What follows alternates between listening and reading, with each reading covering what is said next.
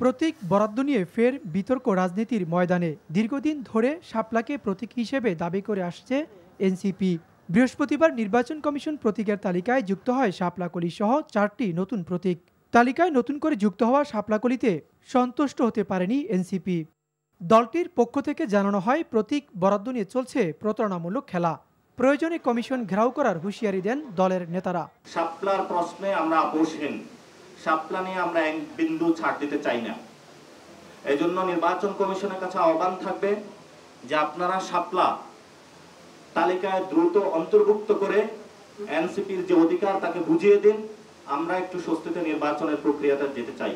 যদি এইসব খেলা বন্ধ না করতে পারেন তাহলে হয়তো আমরা ইলেকশন কমিশনের সামনে গিয়ে গণতান্ত্রিক পদ্ধতিতে আমাদের প্রটেস্টের মাধ্যমে আপনাদের পদত্যাগ করাতেও আমরা বাধ্য হব। এনসিপির এমন অভিযোগ অস্বীকার করেছেন নির্বাচন কমিশনের সচিব।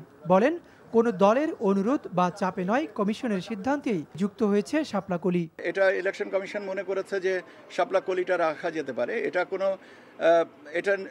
এটা কারোর কোনো দাবির বিষয় তো প্রাসঙ্গিক না। তার কারণ হচ্ছে যে আপনারা জানেন যে একটা রাজনৈতিক দল যেটা এনসিপি, তারা শাপলা প্রতীকটা চেয়েছে।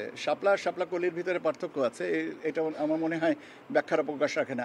এছাড়া 16 নভেম্বর প্রবাসী ভোটারদের জন্য নতুন ভোটিং অ্যাপ চালুর ঘোষণা দিয়েছে নির্বাচন commission. Obaidullah Mamun, NTV news, Dhaka.